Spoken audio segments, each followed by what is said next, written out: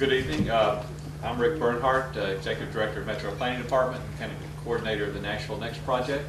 Appreciate y'all being here tonight. We have a special treat tonight. We have an opportunity to kind of look at one phase of the planning process, in particular the funding of public projects and how location and density and development influences the tax situation. We've been able to bring in Joe Minicozzi, who is with Urban3 out of Asheville,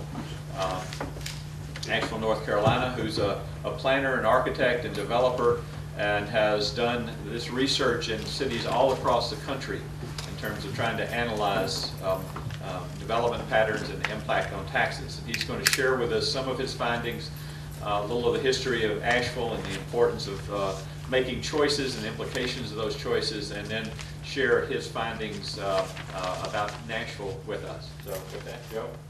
Thank you.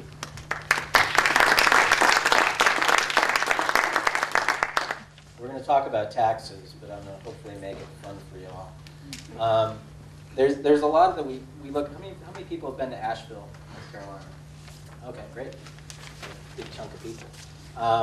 I'm going to talk about a lot of different things, a lot of my experiences with cities, but also I want to try to encapsulate what does it mean for Nashville and what does it mean to you all. I'm going to put a couple of my lessons up front first on the way that I look at cities and the way that hopefully that you all will see cities as well. And for me, cities are a lot like DNA, so you see who I am as a person. And this is kind of how I started life when I was 3 months old, right? And then this is my trajectory. I'm going to become Papa, right? There's not a lot I can do to change that path. And you all do this with your families, right? You look at your parents, you look at your elders, and you figure out those habits and those things that you have that are working for you or maybe not working. Or more importantly, I look at this guy here, my dad. And we have 2 genetic issues in my family. I'm genetically Italian, so I like to eat a lot. We also have a genetic predisposition to heart disease. So it's not a surprise to me that I'll have a heart attack, much like every Minicozzi male before me has had a heart attack. My dad has had a 6 bypass heart surgery. Now, he's still with us, but I mean, what do you call a 6 bypass heart surgery? A septuple? So as you think about this, I'm going to put a lot behind this, but I really want you to think about what does Nashville want to be when it grows up? Who's Nashville's grandfather? You know, what's your neighborhood's elder? And think about those issues that you have in your neighborhood and that somebody else has been down that path before. What can you learn from them, the good and the bad? You know, so I like eating bacon, but I know I can't do that every day. Or if I do, like I was telling somebody, I had a hamburger at the pharmacy yesterday. So now I had to work that off today in the gym and have oatmeal. But the other thing I want to do for you all is give you a test of how we look at information. And I guess for some of you that have seen this before, don't shut out the answers. But I'm going to give you 5 seconds to tell me how many shapes you see in this children's puzzle. And I mean, this isn't a pass-fail. You aren't going to fail for this. But just tell me how many shapes you see. Ready? Go.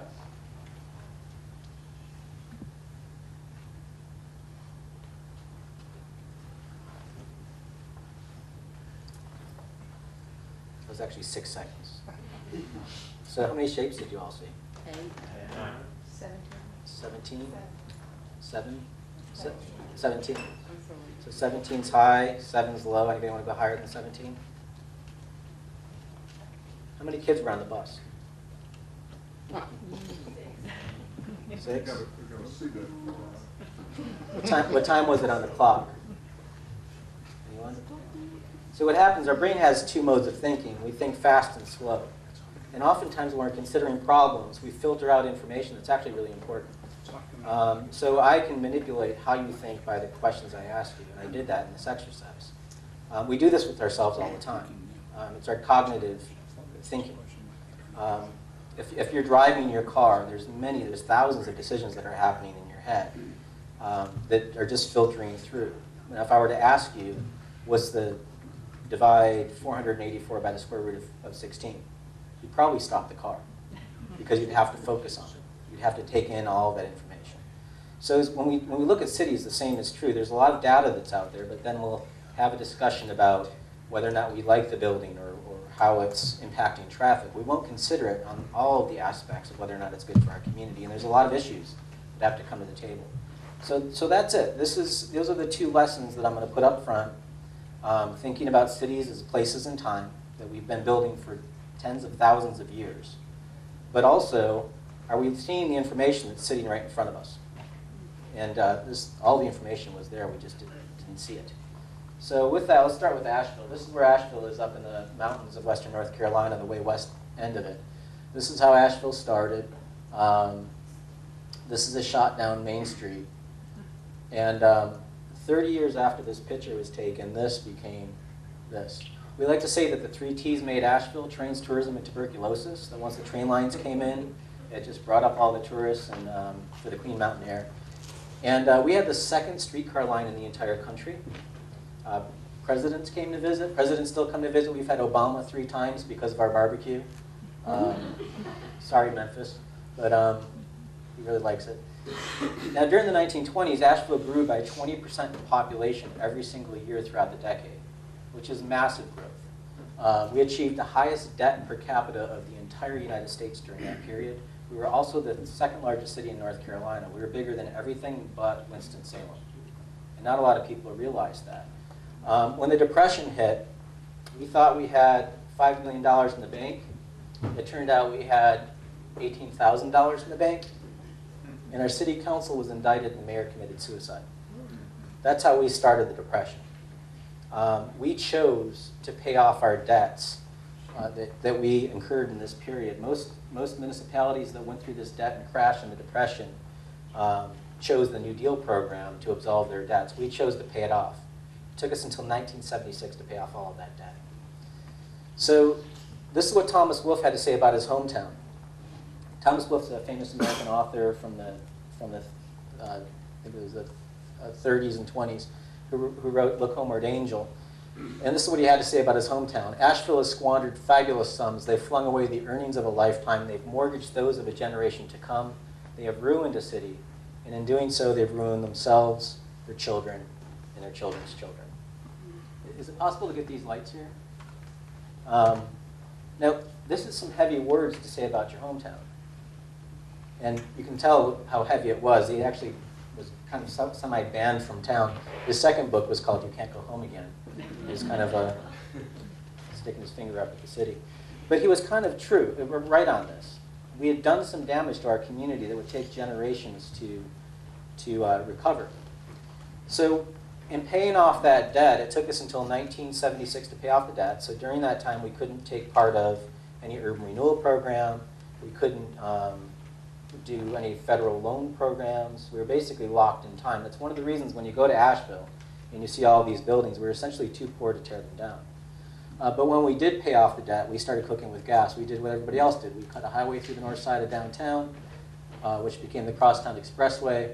We blew a hole through the mountain called Bowcatcher Cut. And on the other side of the cut, the mall happened. And sure enough, downtown died. Familiar story? And this happened all across America. And so these are shots of downtown Asheville from not too long ago. You could shoot a cannon off and not hit anybody. Look at this lovely redevelopment opportunity. Anybody want to invest in Asheville? So this is all these boarded up buildings in the downtown. We just left them there to rot. Or we just covered them up with aluminum and hope that they disappeared. And you can see this is not so long ago. This is the 90s, basically. And anytime somebody tried to fix downtown, those children's children would rise up. We've been down that path. We've been down this downtown part before, and that doesn't work. We want to suburbanize. This is what everybody's doing. We need to go that direction. Don't even try to fix your downtown. And there are still some of these people still, even though we have a successful downtown, we still have these issues, much like most communities. So the company that I work with is actually a for-profit real estate development company. The name is kind of a misnomer, but it's called Public Interest Projects. It was started by this man, Julian Price. Julian took his inheritance and started a real estate development company to basically fix downtown Asheville. That was his goal. We focus on housing. We put 75% of our money into the sticks and bricks, so we fix these buildings.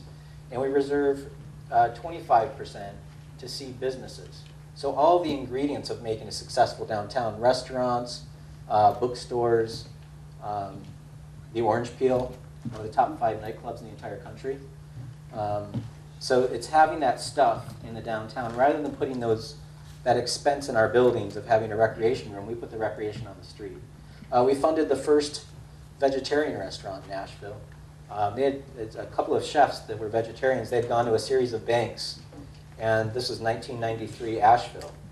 And they go to the banks, they try to get a loan, they want to start a restaurant, and the banks are like, where's your pork? You need to have pork on the menu. This is Western North Carolina, this is a pork state. And they would say, well, no, we're vegetarians, we don't do that. And they're like, no, that's fine, we can't, you'll go out of business. They've been in business since 1993. It's one of the anchors of downtown.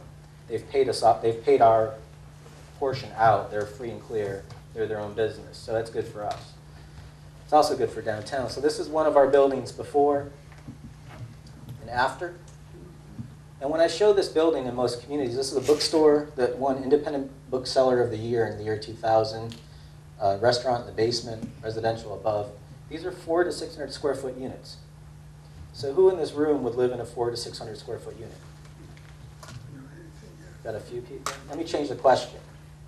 Again, the power of a question. Who in this room has lived in a 400 to 600 square foot unit? There we go. So when we took on this idea of redeveloping this project, we didn't think about ourselves. We weren't thinking, would I live in a 600 square foot unit? We were thinking about the diversity of the community. We're creating 26 units. Surely there are 26 people out of 83,000 that are either new to town, downsizing, don't have a lot of space needs, recently divorced, recently graduated. And that's what cities are all about. So the more that you allow that diversity of options to happen in your downtown, the better it is for more people to make choices. So that's that building. Now, what's also interesting about Julian, this is what Asheville looked like when he was most active. He had his own newspaper. So he was trying to educate folks about urban issues. And this is something about, he also hated billboards. So he was picking on billboards here. But I love that he used this quote from Arthur Frommer. Among cities with no particular recreation appeal, those that preserve their past continue to enjoy tourism. Those that haven't receive almost no tourism at all. Tourism simply doesn't go to a city that's lost its soul. In a way, this is kind of resonant of Thomas Wolfe before him, of pointing out and admonishing his city. But what's interesting here is he's used this quote from Arthur Frommer. 15 years after this quote was published, Frommer's magazine would list this as the #5 place in the country to visit. And it wasn't that Julian was a huge tourism booster. He was just trying to get people to have some confidence in their community, some sense of soul in their community. Incidentally, this is the same building, by the way. Same shop. So what we were experiencing, though, is there's something happening in our community with this revitalization.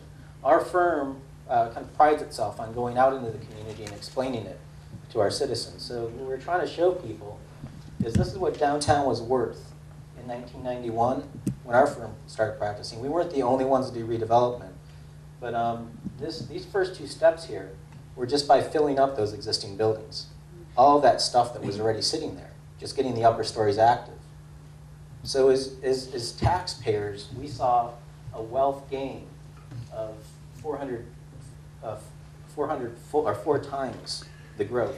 We started getting new buildings in about 2008. We're now somewhere around 700 million, maybe a little bit over 700 million in value. But that's the power of revitalization. That's the power of fixing your downtown. And you know, in other ways, it's like, how do you think about this? How do we look at buildings in a different way? How do we ask different questions about buildings? I liken it to growing crops like a farm. That when a farmer cultivates soil, the farmer is thinking of the costs that go into the soil, the crop yield that comes out on a per acre basis, and what that crop yields in the marketplace. So how much strawberries can you grow in an acre, how much tomatoes can you grow in an acre, and what comes out of that, right? So if we're to do the same with cities, this is one of our buildings. We rehabbed, ground story retail, 2nd floor office, upper stories residential. When we got it on the tax rolls, when we bought this building, it was worth $300,000.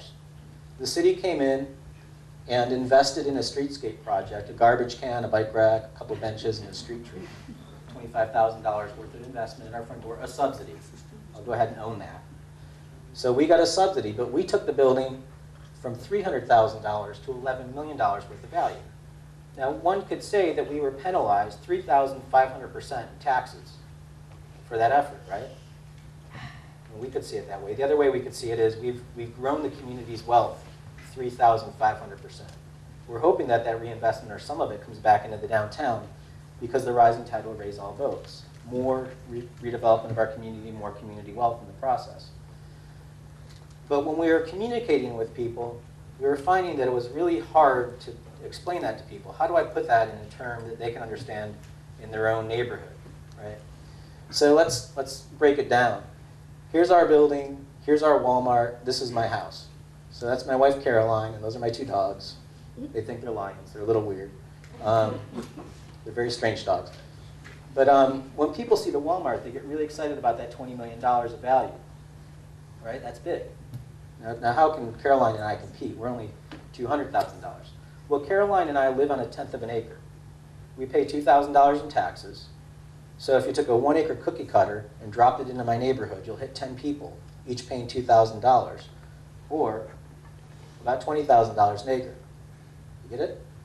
If you take that same 1-acre cookie cutter and drop it on the Walmart, now Walmart's paying $270,000 in taxes, but it took 34 acres to get there. So on a per acre basis, it's pulling $6,500. Now if we had 1 acre of this building, you get this. So if you were elected as an official of your community, what kind of revenue would you want to have in your community? And what's providing community wealth for you? Now I was trying to drive the point home in California. I was in California a couple weeks ago. And I was saying to them, I'm like, look y'all, if you only had an acre of land in California, what are you going to grow? Wheat, soybeans, or marijuana? You know, they got it, right? You go for the cash crop. Now you're probably thinking, you know, Joe, you're not fair, there's retail taxes. So let's go ahead and eliminate Caroline and I, and let's just look at these two buildings because they're both in retail environments. Now the misnomer with retail sales is we'll look at the big number, the $77 million. Now it could be argued that that $77 million is already happening in the marketplace. It's not like Walmart made people buy more stuff. You know, so we're putting that aside. Let's just say that they fabricated that in the community. The taxes are just a portion of that. So in Asheville at this time, we had 8 cents sales tax. The city was getting 27% of that percentage of that, right? You follow me? So that's $47,000, $47,500 an acre.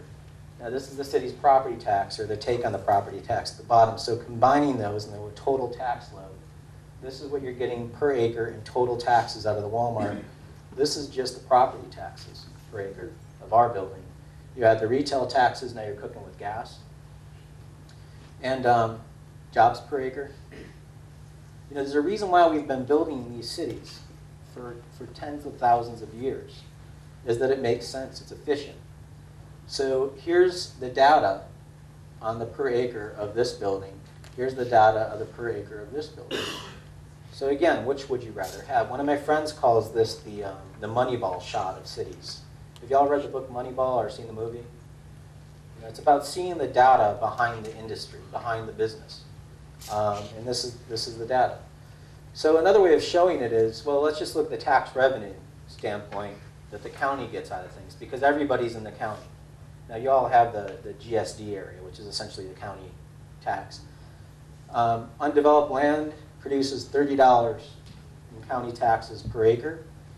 And then this is a county resident, so you see why a public official would want to see more revenue coming out of the community, so they might flip undeveloped land to developed.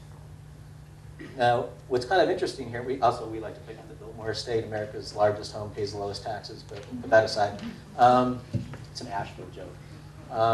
But you see here, the city residents producing about $1,700 in county taxes. So they're going to pay a city burden on top of that. Well, let's just put that aside and say these are brothers in the same corporation called the county, and the city resident is producing more county wealth than the county resident now in that territory.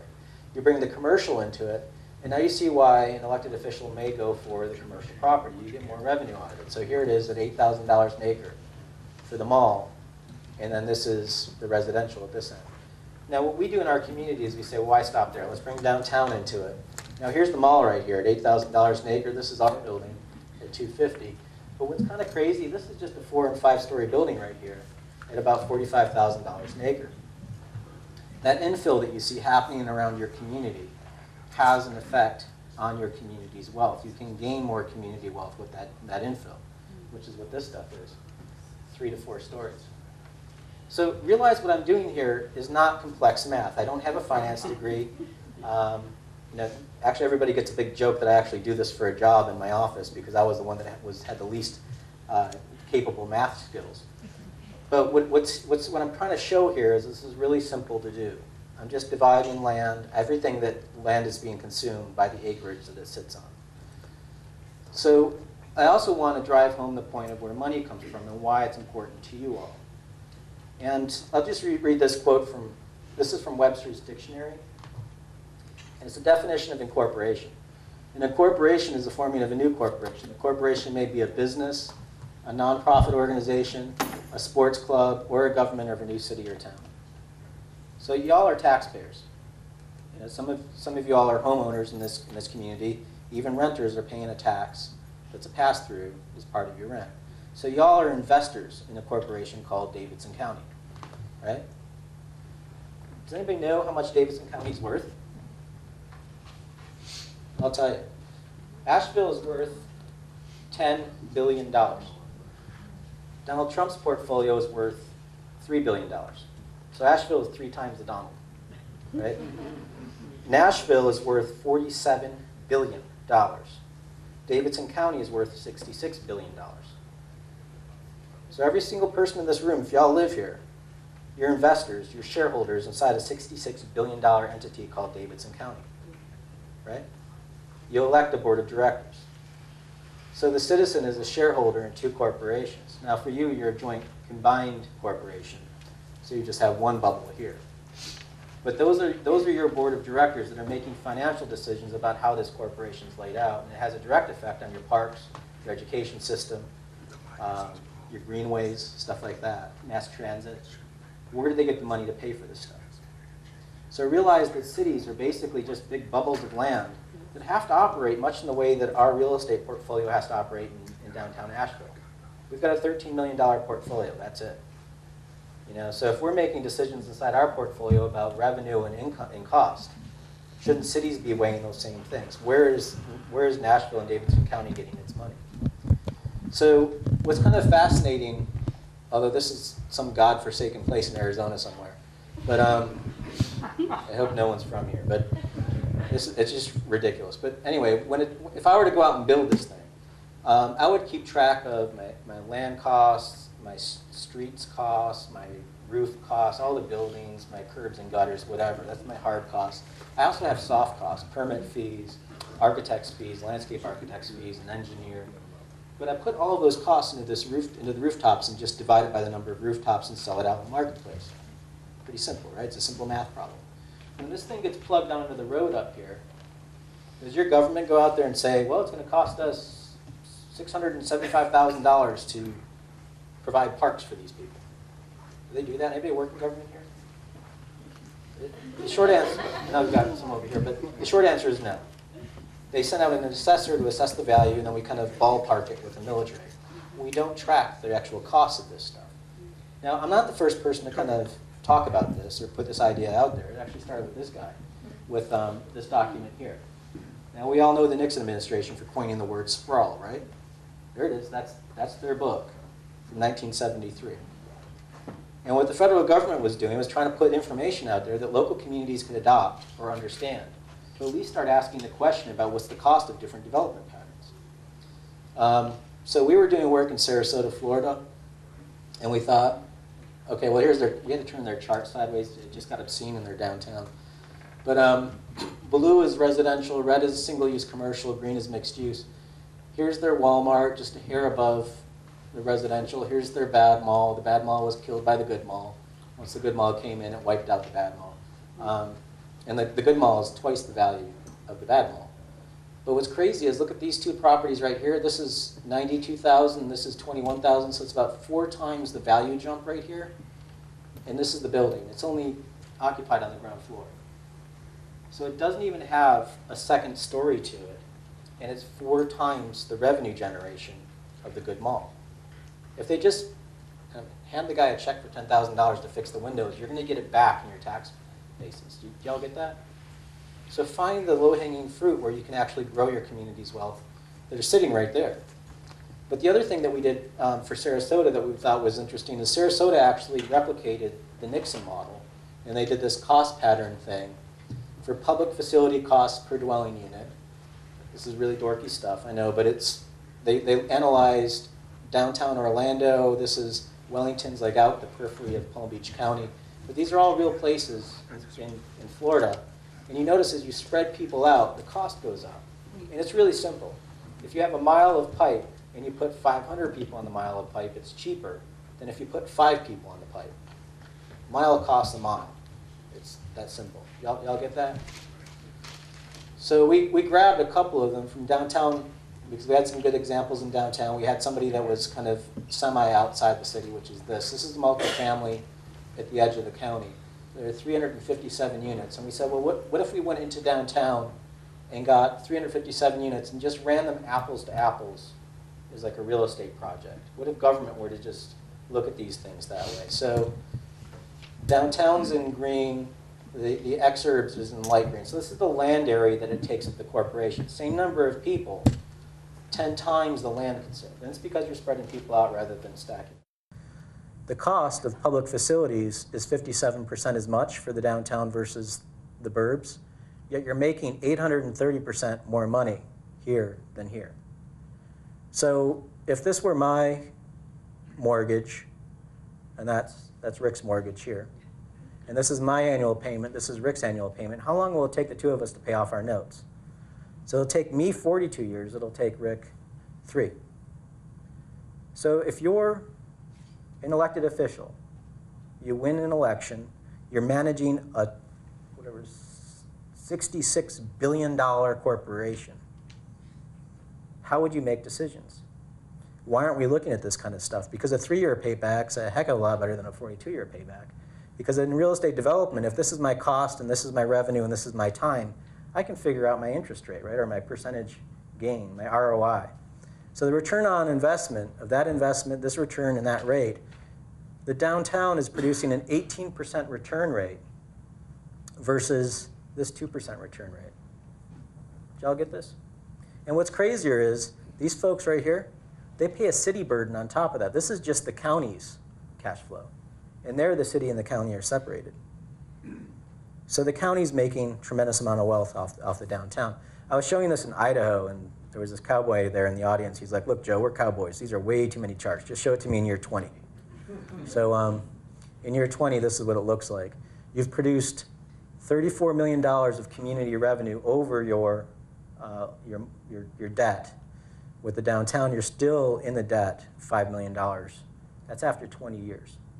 So if you think about these development patterns that have happened in our community over the last 20 and 40 years, and you see the budget crises that your community is going through, it's because we're experiencing this.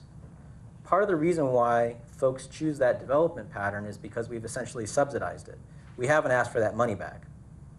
But if we did separate geographically our budget, we'd see this a little bit more painfully. Does that make sense? So realize that this is, I love this quote from Justice Brandeis. These are the relentless rules of humble arithmetic. This is really simple math that I'm doing here. So have that expectation of your community leaders as well. So we've done this all across the country. In mashing everybody's data together, we see this pattern. For every dollar of county taxes per acre that a county resident produces, the city resident's paying the county about $8 an acre. The Walmart, some here around $7. The mall's at 14. As soon as you get to a 2-story building, it starts to jump up.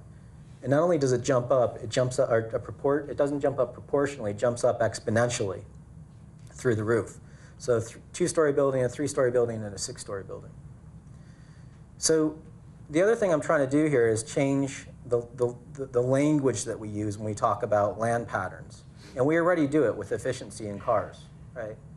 We don't say what the miles per tank is in a car, do we? If we did, we'd all be driving Ford F-150s at 650 miles per tank. But we gauge cars' efficiencies by that finite commodity that makes it run, which is gasoline. So when we say miles per gallon rather than miles per tank, the gallon is the indicator of the car. So the numbers changed. I didn't change the cars. And we should all be driving BMW Isettas at 70 miles per gallon. Sorry to your Prius owners in the audience. It's 1955 technology beats that. Although this is basically a glorified motorcycle in a metal box. But you know, it's funny. I do this all over the place, and I've yet to find an acre of land that's cheaper than a gallon of gas. You know, think about that. What's gas cost? $3.50 a gallon? And we're gauging cars on a $3.50 commodity. What's an acre of land? $30,000? You know, think about how that functions. So that's why we promote these charts, because it really starts to make it clear for folks. So Nashville, this is why we're here, right? So let's kind of talk about Nashville. Here's downtown Nashville. It's a huge area. Here's the river. Here's the 40 and 65 right here. Here's Asheville. So Nashville is about 600,000 people. It's a metropolitan area of about 1.7. Asheville's 83,000, and our MSA is probably 400,000. So we're probably like a sixth of you. Your downtown is worth $3 billion, $3.5 billion. It's 800 acres. You're almost double, or more than double, the acreage of us. But what's kind of crazy is, check this out. Our average value is $3.8 million an acre. Your average value is $4 million. We're almost as valuable as you guys, even though we're such a small city. And that's that density of our downtown. We have a much more intact downtown than y'all have. We also made a beer map, because we like beer in Asheville. So you got some breweries started. That's great. You're at 7 breweries, or about 89,000 people per brewery. We're 5,000 people per brewery. We've got 15 breweries. So y'all need more breweries here. It's a little business tip. Somebody get one going. So one of the things that we like to do is think about the use of technology to display data. And we do this in other industries. We do this in medicine. So this is an X-ray. And we've kind of advanced technology, right? We've come up with MRIs, and you get a different kind of level of information. And what's crazy is this is even old technology compared to these three-dimensional chordal perfusion displays after Telerac transformations. But you can see different data. Can we do this with computer technology on cities as well? So we've made your value per acre map of your whole county to give you a different aspect ratio of understanding the efficiency of revenue production for your community. So this is from exempt land, which is kind of grayed out. So you see a bunch of it out here. This is all parks and stuff by the reservoir. And then green is below $250,000 an acre. And as you go through the hot colors, it climbs. At around orange, you're at about 1 million, let's say 1.5 million to 3 million an acre. When you get into the purple, you're pumping around $6 million an acre in value.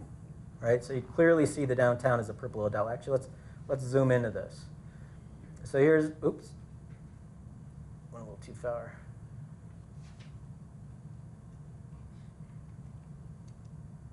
Okay, sorry. So here's downtown. This is the Opryland area out here coming out in red.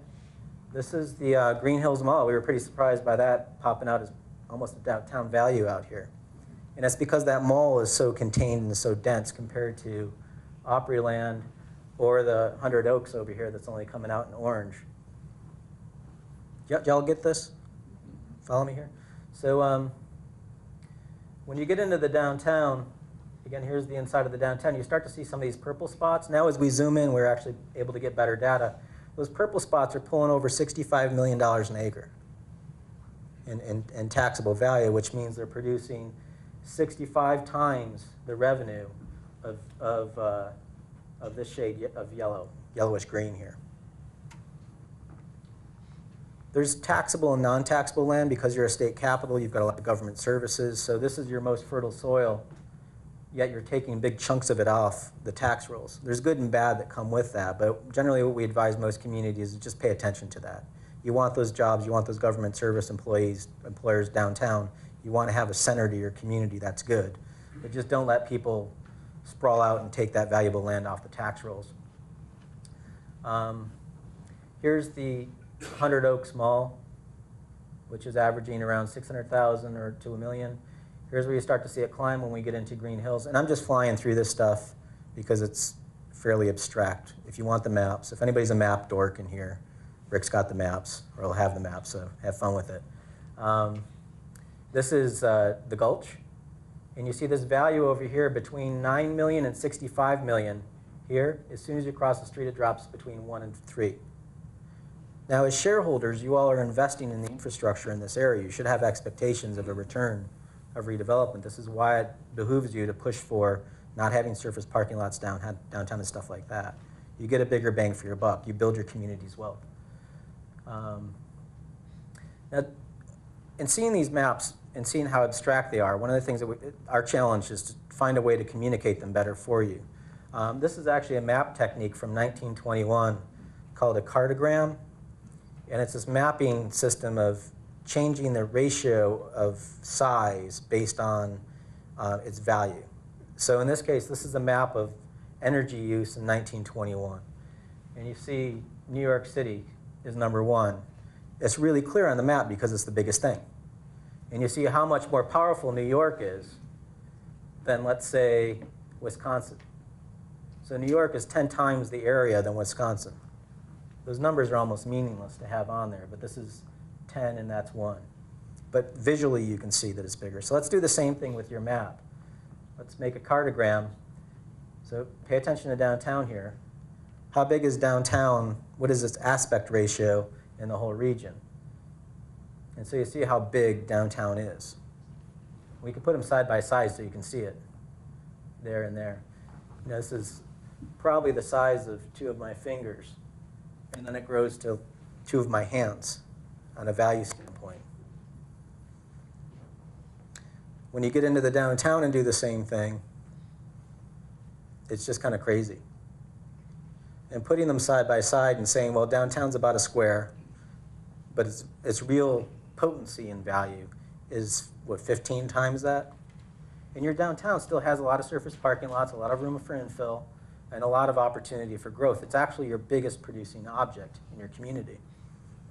Did y'all get that? This is seeing it in 3D.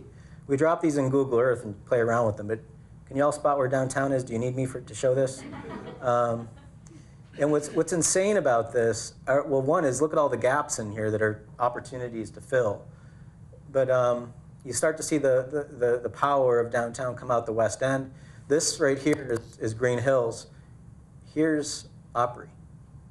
It's a very low little, looks like a aircraft carrier out there. But you also start to see there's lots of opportunity for getting these oranges and reds. You don't have to have skyscrapers everywhere. But you have a lot of opportunity to fill. We'll also have this as a Google Earth file, so y'all can play with it in Google Earth. It's a lot of fun, spinning around and stuff. So let's kind of breeze through this right here. Here's what a dead mall looks like. This is the Bellevue Center. And this is its value. So this is pulling about $350,000 an acre of value. This is the Walmart at about 1.2. So the Walmart's absolutely killing this dead mall. Pardon the pun, but it's happening. When you get into these malls, now you start to see them pop up to about $2 million of value per acre, which is, you know, almost twice the Walmart. And this is the Green Hills Mall at $8 million an acre. By the way, this is probably the most valuable mall that we've ever seen in any city that we've studied, which is pretty impressive. Now, what does that mean in context of other parts of your community? Well, if that's $8 million, look at these buildings. That's $7 million an acre right there. This is $10 million an acre. That's 11, let's say 12 million an acre. This is 10 million an acre. These little infill projects are actually producing the same amount of wealth or more than that big retail thing. And 10 times more than this. Did you get that? Now let's not stop there. Let's look at the Gulch. This is about 16 million an acre for this whole zone in this picture. And that's the towers, but it's also these surface parking lots, little one-story building, this little one-story building. 16 million an acre. You get into the high-rises downtown, you see something like this. This is 136 million an acre, which is what you'd expect from a high-rise, but check these out. This is 24 million an acre by the Parthenon. This has got to be the weirdest looking building in Nashville, I think. But I don't know who's into those circles. But this is Music Row at close to $20 million an acre. Or let's say about 18 times the Walmart. Now, your taxes actually, your tax assessor, is your tax assessor in the audience? Any tax assessor groupies here? Y'all actually have a pretty cool tax assessor who's got some great data on your community. And a cool little table you can use to figure out your taxes. In Tennessee, residential property is only taxed at 25%. So if I have $1 million house, I'm really only taxed for $250,000 of it. If I have $1 million of commercial, I'm taxed at 40% of it. And then your tax rate depends on whether you're in the city or in the county, which is the GSD, and the USD is essentially the city boundary. So you all have a city and county tax, it's just got a different terminology. So if you're in the city, you're paying 2 taxes per 100. If you're out in the county, you're just paying that one layer of the GSD. And there are districts also that are layered on top of that, but I'm not going to get into that level. So let's just look at the county tax, the GSD tax, per acre. This is county residential single family. This is city residential single family, the USD area. And so the city resident's paying about $1,000 an acre on average more than a county resident out in the county area taxes. This is the Bellevue Center. You see what happens when a mall dies. Here's the next mall up the line here. Here's Opryland. So look at how much that's slid back to about $5,000 an acre. This is multifamily outside of the city limits. This is city multifamily. This is the Home Depot, the Walmart. The average for all of downtown, including the surface parking lots, Opryland, 100 Oaks. These are infill projects that are 3 stories tall, producing $76,103 and $103 in county taxes per acre. This is we'll come back to this building, the Watkins Block, and then this is the Green Hills Mall. So this is the big mall winner right here. And you see the power of that compared to these. This is the revenue going into your coffers to pay for things. So let's start back here at the Green Hills Mall. Let's bring the Gulch into it. More infill buildings. This is the Music Row condos. And then this is the core of your downtown. This is the old historic fabric. Look at how much that's producing at $225,000 in county property taxes. This is the Wild Horse Saloon, tourist trap. Y'all need to go down there and give them a big hug. Look at that tax bill they're paying per acre. That's insane. And then this is the Courtyard Marriott. Now, this isn't the first chart that we made. The first chart we made was actually this one.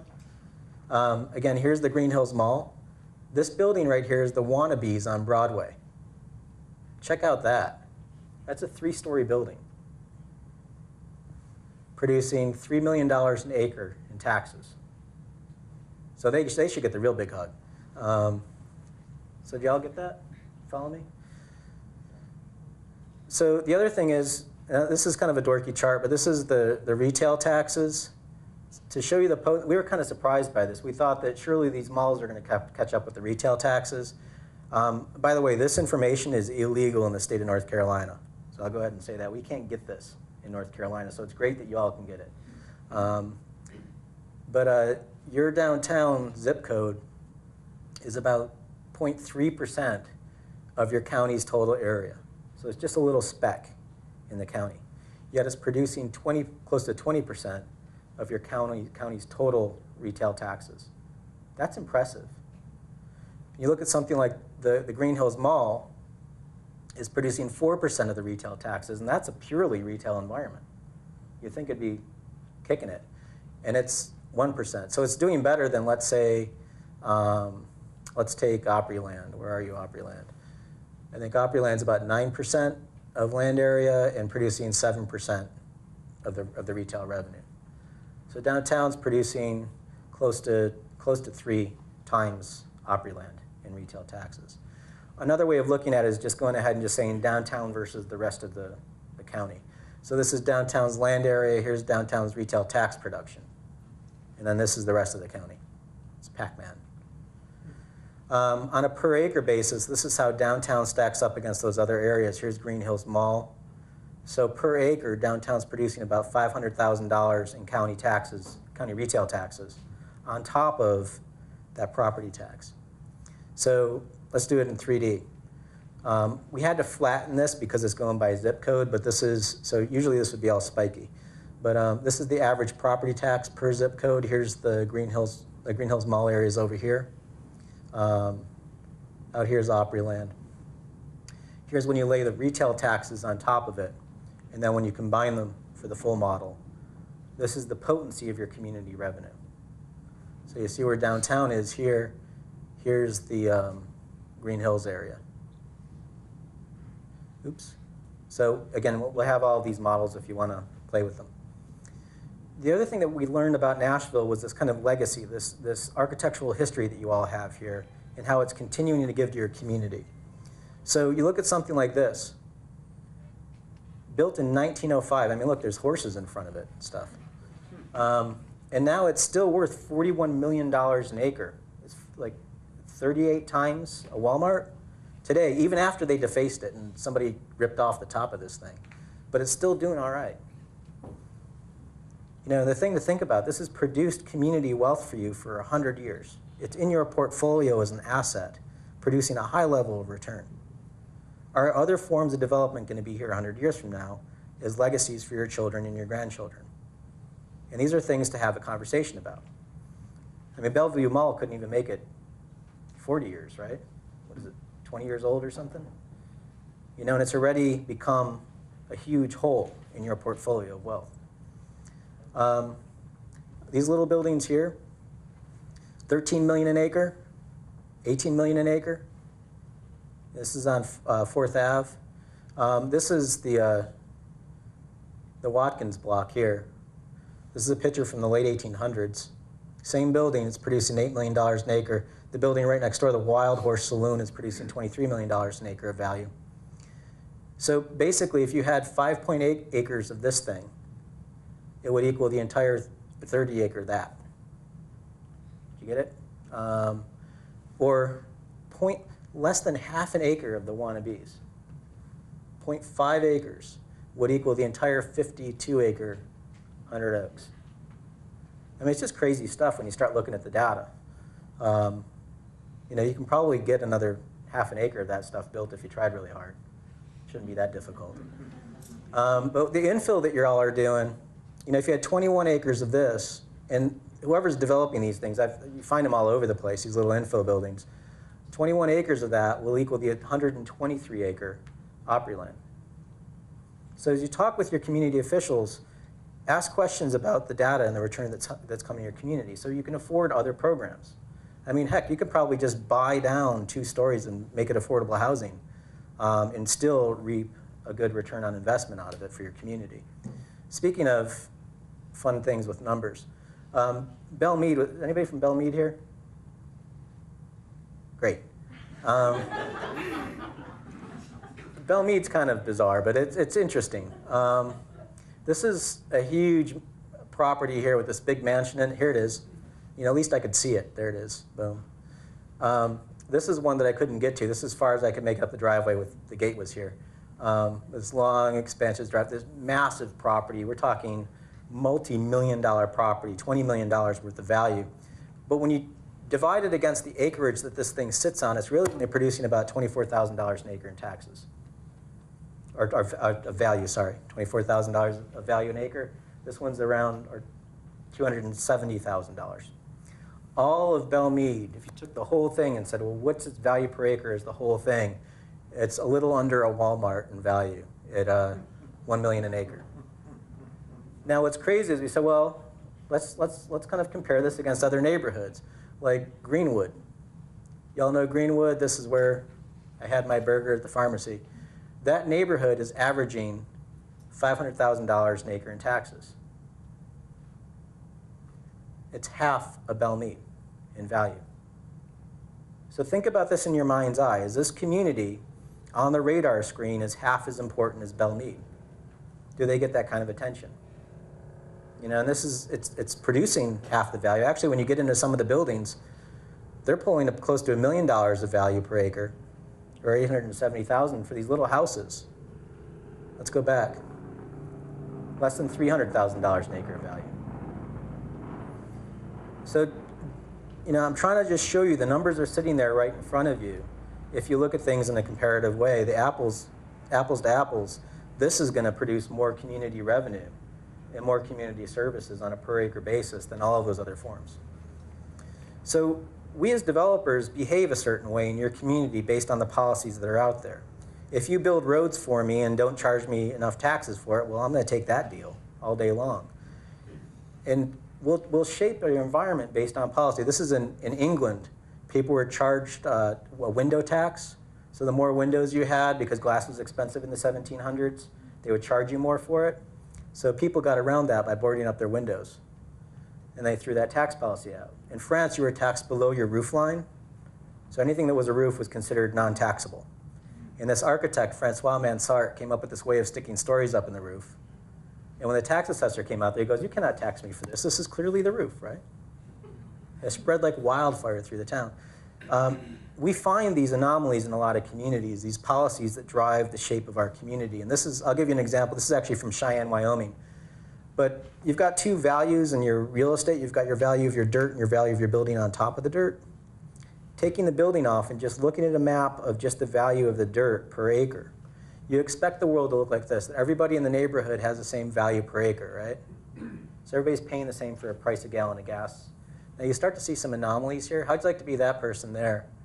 That they're at $35,000 an acre and everybody else across the street is at $15,000 an acre. Y'all need to do a little GIS study of your neighborhoods. But one of the things I found was interesting was this right here. This is $15,000 an acre.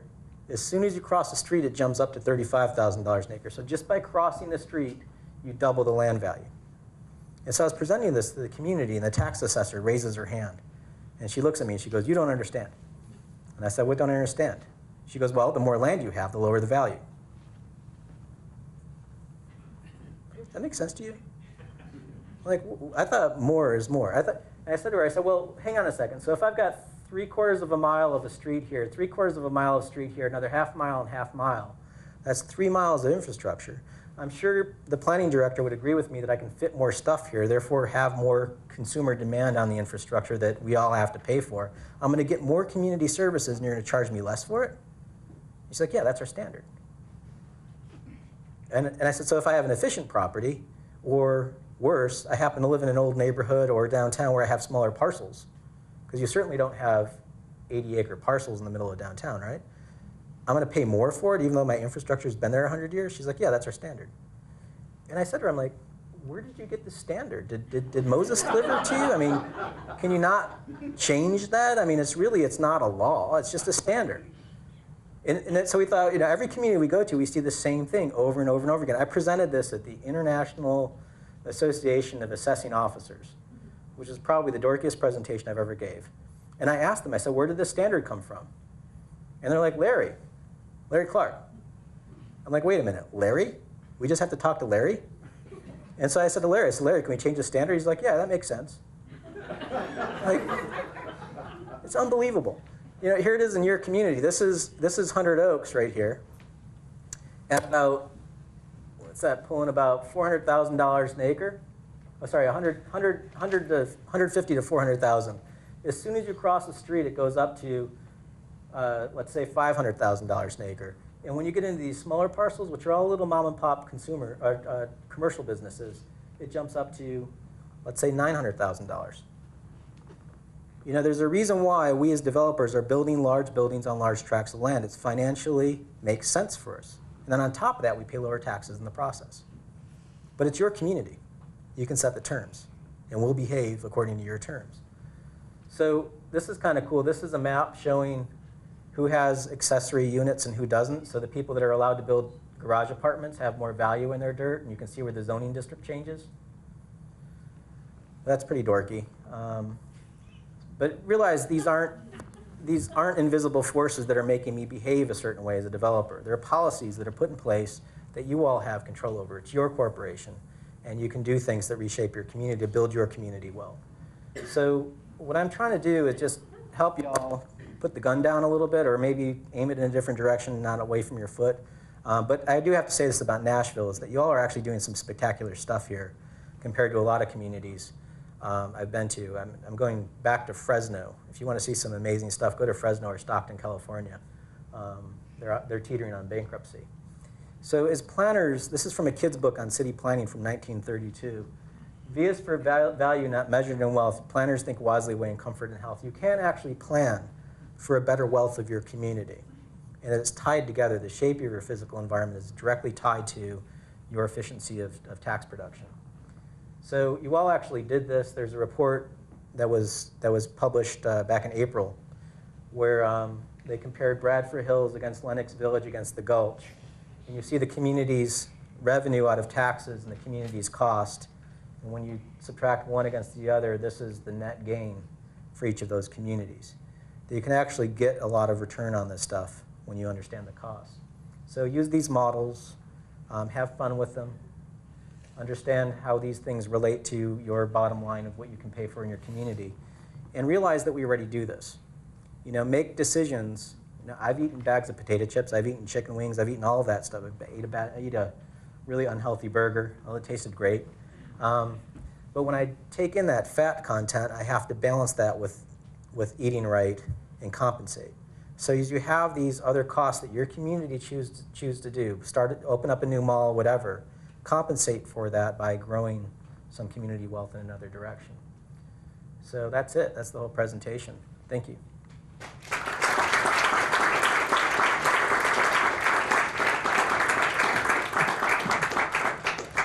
Hopefully Joe's got everybody thinking. Any questions we have for him?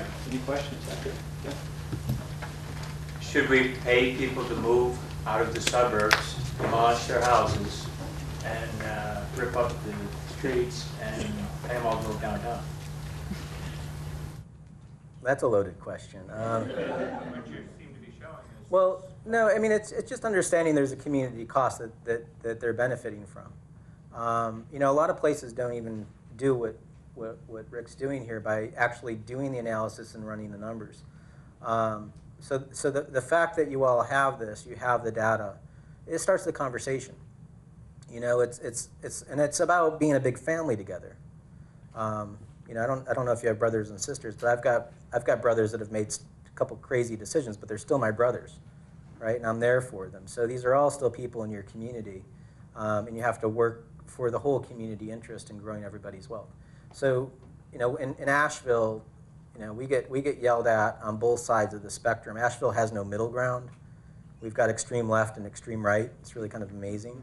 So my friends that are on the extreme left end think that I'm the second coming of Satan or something like that because I'm a developer. Developers are evil.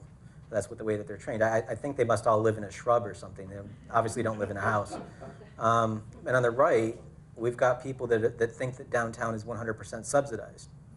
And so we have to explain it to both sides that no, it's not. And you want to keep on doing that stuff? Great. You know, there's a limited time that's going to be useful anyway because demographics are changing so much.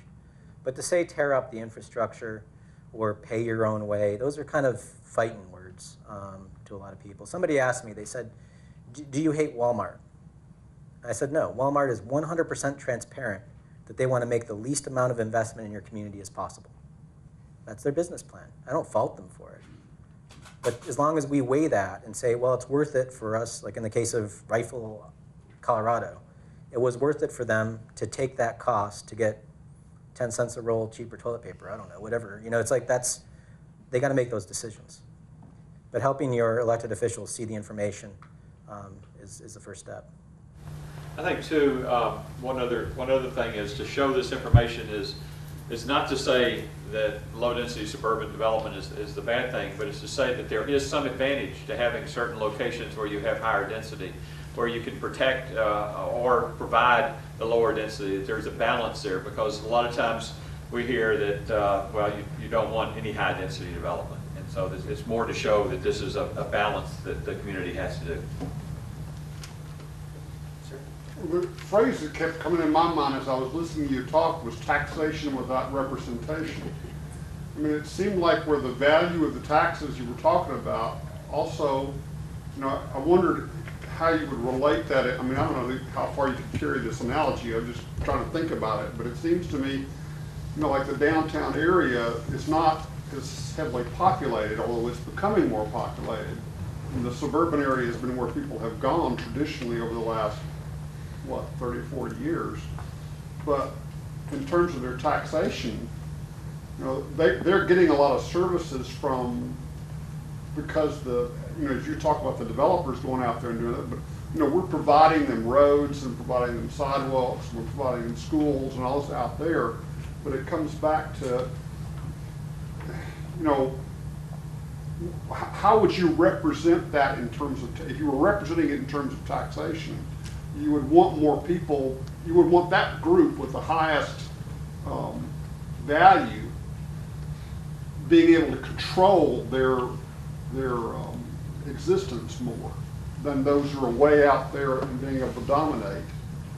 You see what I'm getting at? It seems to me like, and I'm not sure we politically represent that. Are you on the membership for the Downtown Association or something? It's yeah. No, this is. I mean, that's the argument that most downtown organizations make, that if they're producing this kind of revenue wealth for the USD and the GSD, they're also paying a business improvement district tax on top of that to cover a lot of the needs that they have in their downtown. So they're well aware that they're producing wealth for the whole region. And it's a political push and pull to have that conversation. Most downtown organizations are comfortable with giving money to the whole region. They're very they understand that there's not a whole lot of kids in the middle of downtown.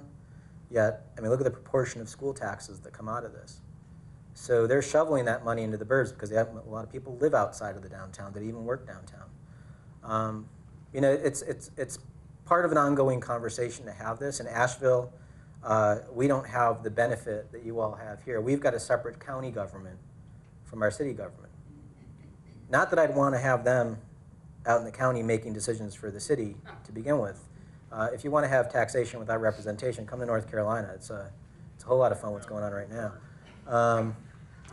Our state took away our water system. They took our airport, both without compensation. I'm on the board, the planning board for my community, and they don't allow us to annex anymore. And we've got 2 county representatives from out in the county that are on my planning board making decisions for the city. So they don't vote in my community. They don't pay taxes in my community. So we've got that kind of issue going on. I think a lot of it is just having the conversation. It's not so bad here. In fact, I brought this up this morning that y'all need to get on a bus or a plane and go visit someplace like, I don't know, I hate to say Johnson City, but someplace like that that's really struggling, and realize what you're doing great here and how productive this community is and how cooperative it is. Yeah. Yeah, I guess I have a question concerning a community's ability to control their own existence, especially when it's a poor community that surrounds the quote-unquote revitalization projects. What happens to those individuals when the taxes shoot up to the sky? That's a great question. We had to talk about that with gentrification today, and transition inside communities. And that's a tough question. I remember when I was living in Miami after I graduated college, we were evicted. It was a bunch of, it was a low rent district, and we were evicted, and the place became condos. And that was an individual that chose to sell our property that we were renting and grow their own wealth. So that's one way of looking at it. But the other thing is that the reason why I showed that neighborhood against, sorry to fly through this, that this Greenwood neighborhood, even though it's it's a lower wealth community, is still producing a high amount of revenue. So that community should have its needs met. Meet with the neighborhood, figure out what kind of affordable housing strategy or a strategy to keep the community together. There may be opportunity for, this is a new building, and it just slipped into the neighborhood. There may be an ability for individuals to grow their wealth, to grow the wealth of the neighborhood and have infill without displacement. But that's a longer conversation. In Nashville, we have affordable housing. We have an affordable housing trust fund that we set aside tax dollars to subsidize new projects that meet our affordability. We used to have 2 affordable housing nonprofit developers. We're down to 1 now since the recession. So we have development infrastructure that we've kind of grown from the grassroots. We also have a very engaged and active neighborhood association network. We've got 74 neighborhood associations in Asheville. And we also have this mothership called the Coalition of Asheville Neighborhoods that ties them all together. We have an annual Congress, and we train our neighborhood leaders into maintaining their identity. And it's hearing from the community at the grassroots level how to help that elder stay in her house without her tax rate. And you could have the conversation of doing a tax increment district and just locking in time individuals. But have a balanced conversation. In California, they have this thing called Prop 13, where they took it in an extreme direction, and they basically made it so that everybody's tax rate was locked in time at a growth where it couldn't grow any more than 1% in value per year. So even in a dramatic increase in the real estate market, if you're in your home just keeps on growing at 1%, not these huge balloons. Now on the flip side, they've got a problem. They call it a tax on the young. Because if you've been in your house for 25 years, I move in next door to you, I'm paying a tax that's at the actual market rate. And what's ended up happening is that there's no transition in the neighborhoods. So all the young folks are moving further and further out, which is driving the cost further and further up because there's no motivation for you to sell your property, even though you may not be able to handle it anymore. So it's not an easy, that's a long answer, but there's a lot of ways to handle it. Like I said, go back and find an elder, someone's been down this road. Find a larger city that's been dealing with the affordability issues.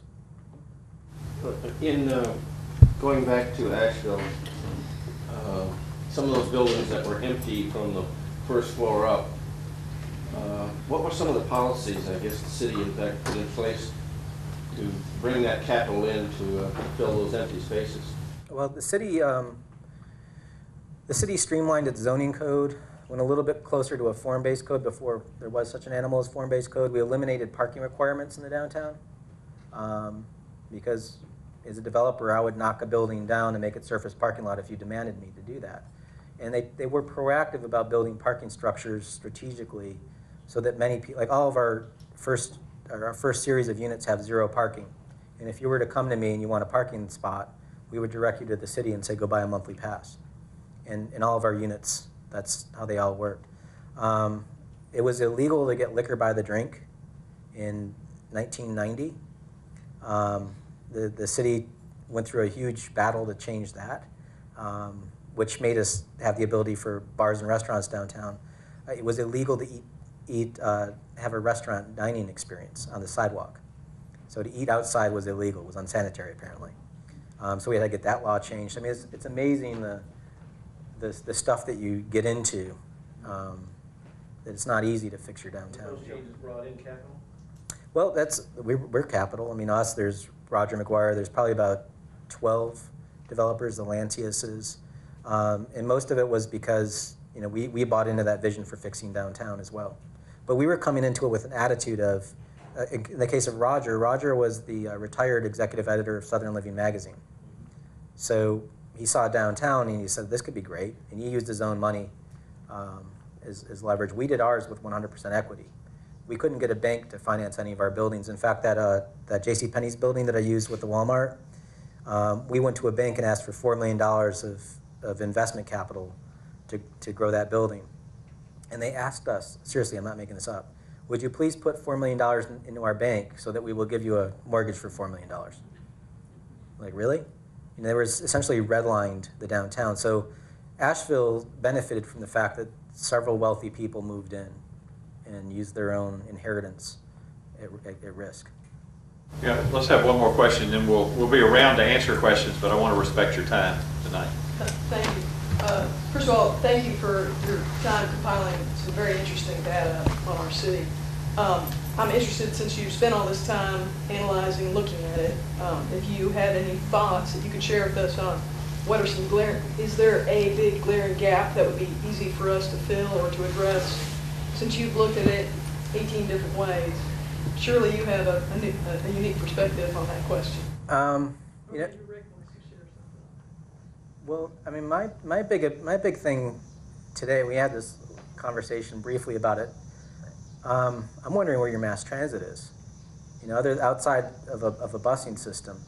There's lots of mending that needs to happen. The city's like a big quilt, and it's different patchworks of neighborhoods, and it's where those quilt fabrics come together that's really important. I'm staying at the Aloft Hotel, and just the armies of students that walked into downtown on this really miserable pedestrian environment with this crazy street, and there wasn't a car to be seen, and those students were just walking to downtown. These are, we like to joke for the students in the audience, like the student population are like a bunch of adults with discretionary capital with no bottoms in their pockets. It just falls out. They spend it wherever they go, which is a great thing for the community. They want an entertainment experience. They go out to the restaurants, the bars, and that's revenue for your community. So the more that you can make this an inviting place for them, the more that you can make this community a place that they can call home when they graduate. That's an incredible opportunity. But I'm just kind of amazed that a city this size is operating on a bus system. And we were talking about Charlotte. Charlotte's got one train line right now, and they're talking about getting the second one in. But that infrastructure adds value because you get a higher density along those train lines as well. All right, thank y'all for coming tonight.